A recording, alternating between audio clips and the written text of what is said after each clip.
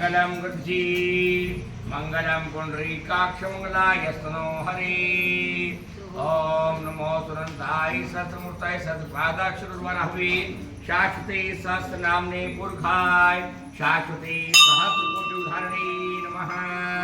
बोले श्री विष्णु भगवान की जय। नारद मुनि कहते हैं कि नारद जी आप पुराण मीमांसा न्याय तथा धर्मशास्त्र के ज्ञाता हैं, कृपया यह तो बताइए कि सारे देवताओं की परिक्रमा करने से क्या पुण्य होता है। तो नारद मुनि कहने लगे कि देवों की एक परिक्रमा करनी चाहिए, सूर्य की 7, अग्नि की भी 7 परिक्रमा करनी चाहिए। शिव भगवान की आदि और पितरों की जैसी इच्छा हो 4 या 3 परिक्रमा कर सकते हैं। जो पुरुष विष्णु भगवान की 4 परिक्रमा करते हैं उनके धर्माधिक कार्य सिद्ध होते हैं, इसमें कोई संदेह नहीं है।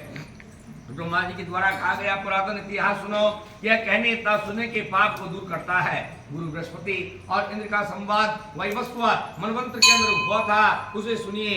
एक बार इंद्र अपने भोग देवताओं सहित बृहस्पति से कहने लगे कि गुरु जी आप सतत के अर्थ को जानने वाले हैं, यह तो बताओ उस समय सृष्टि कैसे रही जब ब्रह्म कल्प नहीं रहा था। इंद्र तथा देवगण किस प्रकार रह रहे थे, उनका कैसा कर्म था सो बताइए। बृहस्पति ने उत्तर दिया हम उस समय की बात को नहीं कह सकते हैं, इस ब्रह्मा जी के एक दिन में 6 मनवंतर व्यतीत तो हो गए, अतः हम नहीं जानते। आपके शहर के अंदर कोई सुधर्म नाम का निवास करता है, चलो उससे पूछते हैं। इस प्रकार से इंद्र बृहस्पति जी सुधर्म के वास पहुंचे।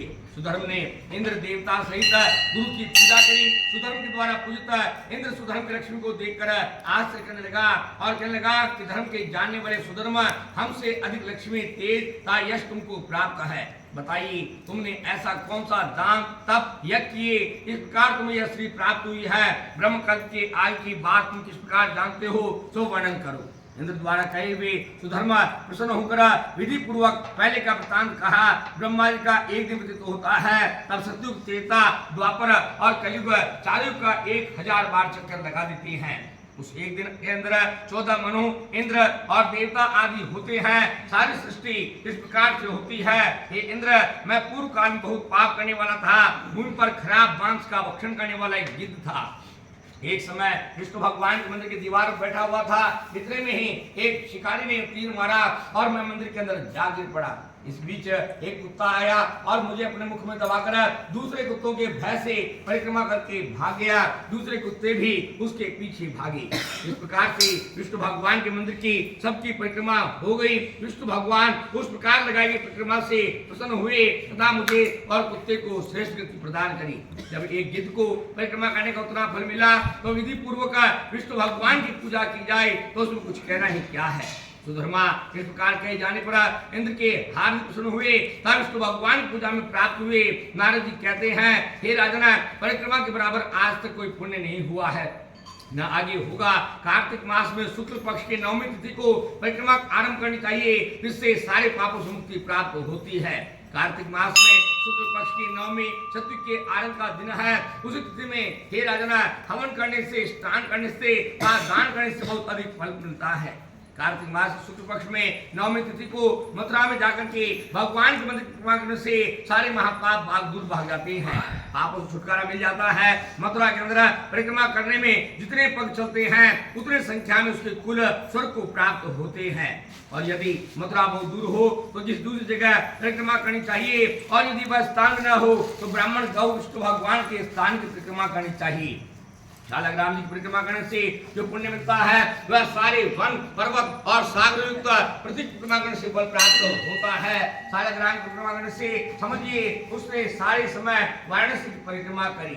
शालग्राम जी की परिक्रमा से ग्रहण के अंदर करोड़ों गौ के दान के फल के समान और प्रयाग में रहने के समान और 10,000 अश्वमेध के समान फल प्राप्त होता है। इसलिए परिक्रमा करनी चाहिए। सभी पुरुषों को परिक्रमा करनी चाहिए। 6 अक्षरों वाला मंत्र जपता हुआ वह गांव की परिक्रमा करे और सूर्य उदय के पश्चात और सूर्य के पश्चात फेरी देना छोड़ देनी चाहिए।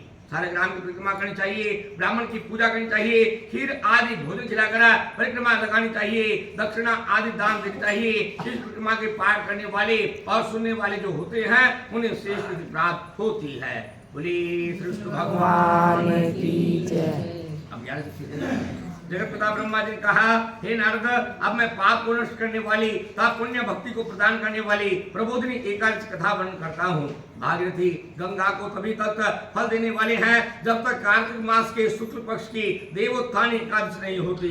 नारद जी ने पूछा, हे जगतपिता, एक बार भोजन करने तथा रात्रि में भोजन करने और पूरे दिन उपवास करने से क्या क्या फल प्राप्त होता है, उसे आप विधिवत बताइए। ब्रह्मा जी ने कहा, हे नारद, एक संध्या को भोजन करने से, एक जन्म के, रात्रि में भोजन करने से 2 जन्म के और पूरे दिन उपवास करने से 7 जन्म के पाप नष्ट हो जाती हैं। जिस वस्तु का त्रैलोक्य में मिलना दुर्लभ होता है, वह वस्तु देवोत्थानी एकादशी के व्रत से मिल जाती है। देवोत्थानी एकादशी के प्रभाव से सुमेरु पर्वत के समान पाप भी तुरंत क्षण हो जाती है। हे नारद जी, जो विधि रहित सुकर्म करता है उसे कुछ भी सुकर्म का फल प्राप्त नहीं होता। जो ब्राह्मण पराय स्त्री स्वागन ब्राह्मण से भोग करता है वह वंश सहित नष्ट हो जाता है, उसकी संतान नहीं होती। जन्म के सब पुण्य नष्ट होते हैं, पर निंदक, अहंकारी, बुरे आचरण वाला, क्षुद्र से विषय जो कोई विधि सहित श्रद्धा पूर्वक थोड़ा पुण्य करते हैं वह पुण्य उनका पर्वत समान अटल हो जाता है। जो मनुष्य देवोत्थानी एकादशी के व्रत में रात को जागरण करते हैं उनकी मृत्यु हुई तथा आगे आने वाली 10,000 पीढ़ियां विष्णु लोक को निवास करती है। नरक लोक में कष्ट भोगते हुए पितृगण स्वर्गलोक में जाकर सुख भोगते हैं। ब्रह्मादि पाप इस प्रबोधिनी एकादशी भाव से नष्ट हो जाते हैं। रात्रि जागरण का फल अश्वमेध यज्ञ के आदि के फलों से अधिक होता है और समस्त तीर्थों में जाने तथा भूमि स्वर्ण गौ आदि का दान का फल इस प्रबोधिनी एकादशी के दिन रात्रि जागरण के बराबर होता है। इस श्लोक में जीवन सफल उसी मनुष्य का है जिसने प्रबोधिनी एकादशी के द्वारा अपने कुल को पवित्र किया है। इस व्रत के प्रभाव से मनुष्य पुनः जन्म नहीं पाता है। वह समस्त पुण्य इस प्रबोधिनी एकादशी के व्रत के आगे व्यर्थ है। जो मनुष्य एकादशी का व्रत धारण नहीं करते उनके भी समस्त पुण्य व्रत हैं। अतः हे नारद जी, तुम्हें भी विधि अनुसार विष्णु भगवान की पूजा करनी चाहिए। कार्तिक मास में जो मनुष्य भगवान कथा को थोड़ा या सुनते या पढ़ते या सुनाते हैं उनको 100 गौ के दान का फल मिलता है, उन्हें 7 गौ के दीप का दान का फल मिलता है। ब्रह्मा जी ने कहा, हे नारद जी, इस एकादशी दिन मनुष्य को ब्रह्ममुहूर्त में उठना चाहिए, नदी तालाब कुआं आदि पर स्नान करके व्रत का नियम धारण करें और कहें कि अन्न का भक्षण नहीं करूंगा। हे जगदीश्वर, आप मेरी रक्षा कीजिए। इस प्रकार भगवान पीने के पश्चात, पूजा करने के पश्चात व्रत का आरंभ करके रात्रि को जागरण करना चाहिए और भजन कीर्तन गीत आदि गाकर कथा बाज नृत्य आदि से संपूर्ण रात्रि व्यतीत करनी चाहिए। इस एकादशी के दिन कलुष को त्याग कर पुष्प फल धूप अगर इत्यादि से भगवान विष्णु की पूजा करनी चाहिए। शंख के जल से भगवान को अर्घ देना चाहिए। जो मनुष्य कार्तिक मास में बेलपत्र से भगवान की पूजा करते हैं उन्हें अंत समय में मुक्ति प्राप्त होती है। जो मनुष्य तुलसी के पत्ते के द्वारा कार्तिक मास में भगवान विष्णु की पूजा करते हैं उनके 10,000 जन्म के समस्त पाप नष्ट हो जाते हैं और विष्णु लोक में रहते हैं। जो मनुष्य कदम के पुष्प से भगवान विष्णु की पूजा करते हैं वे लोग यमराज की आत्माओं को भोगते नहीं हैं और जो मनुष्य गुलाब के पुष्पों से भगवान की पूजा करते हैं उनको मुक्ति प्राप्त होती है।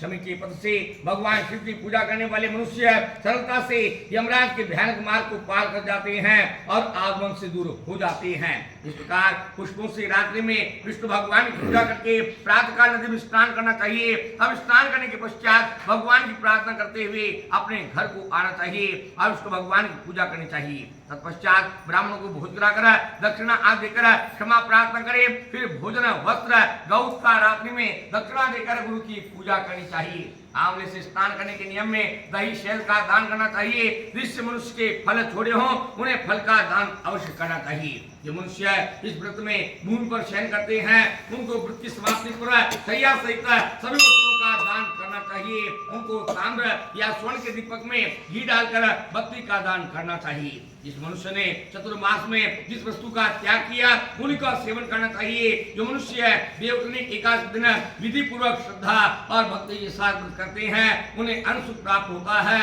और अंत में वे स्वर्गलोक को जाते हैं। यह मनुष्य का व्रत बीच में खंडित हो जाता है वह मनुष्य नरक भोगते हैं और पुनरागति को प्राप्त न होकर मुक्ति को पा जाते हैं। बोली विष्णु भगवान की जय। श्रीमन नारायण।